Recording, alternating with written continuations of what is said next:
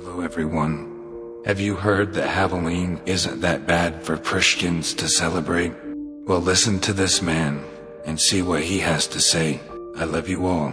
Have a good night. Hobbs was initiated into a satanic coven as a child by his grandfather and continued participating for many years. I recently asked Glenn about his involvement in the importance of Halloween to the occultist. I was involved in it as a child. Of course, I was a generational Satanist, what they call a generational Satanist, and what that means is that my family was involved in it, and their family before them. Glenn, could you tell us about your involvement in any rituals at Halloween as a child? There was another little girl that was involved in the occult with me, and her name was Becky. Now, Becky was a different type of child. She was blessed to be a sacrifice. I was being blessed to be a high priest, where she was being blessed and born into the coven there to be a sacrifice. Now, we were in a ritual where we were married together. It was a marriage to the beast. And me and the little girl were married together, and there was a lot of sex took place and a lot of blood that was spilt over us, joining us together. When do Halloween rituals actually begin, and what is the ultimate purpose of Halloween? Well, the ritual that I remember the most clearly began about the end of September. Me and the little girl, the one I mentioned named Becky, the was very concentrated at that time. We were taken into several rooms where our clothing was removed. We spent the next couple of weeks in a kind of a shack where a lot of rituals went on, where a lot of animals were killed. They summoned Lucifer and his spirit to come and possess me, and so that I would be blessed to take over the position of the high priest at a certain point in time. Now, Halloween night, they had again put me and the little girl in the back of this van, and we again drove off, which seemed like for a long time. We were driving once again, and we finally came to this stop. They took the little girl out and they left me in the van. I could hear a lot of commotion that was going on outside.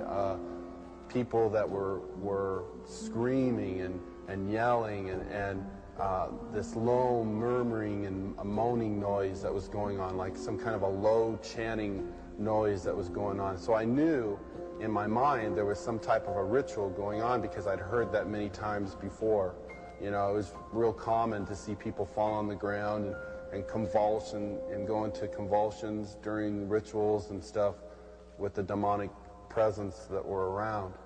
And finally, a woman came to the back of the van and she said, "It's time to go." And she brought me out of the van, and I could see that there was just a lot of people around. Some were dressed in dark brownish kind of robes with hoods over them. They took me up and they led me up to this stone altar. And I remember I saw the little girl, and she was on the altar. Now, at first, you know, I just wondered what was going on, because you never knew. I mean, they used the altar for a lot of different things. They could have just been sending an animal over, could have been a abuse from the high priest onto her. You know, it was a hard thing to know for sure. Well, they ushered me up to the altar, and I could see that they had bound her feet. They had her feet spread apart, her legs, and they had bound them to the ends of the altar, and they had taken her arms, which were laying out this way, and roped them to the altar, which had little kind of like hooks, which they could bind the ropes around. And she was really white. I remember seeing her, and she was just real pale and real white. And I noticed that they had slit the bottoms of her feet and her wrists, and they were taking the blood that was running out of those areas and putting them into chalices and passing those cups around to different people who were partaking of her blood. Then the the high priest, he took the athami, or the ritual knife, and he picked it up and he put my hand on it, and then he forced it into her chest. So when I think back on Halloween, you know, over that period of time that happened, you know, that was the climax event, Halloween night, where they killed that innocent little girl. And this is something that's happening every Halloween. That's not just an isolated event. I mean, there are children all over the world who are losing their lives during Halloween night, and yet we, as a society, we go out and celebrate it, and we go door to door and we ask for candy, and it's a big celebration to us.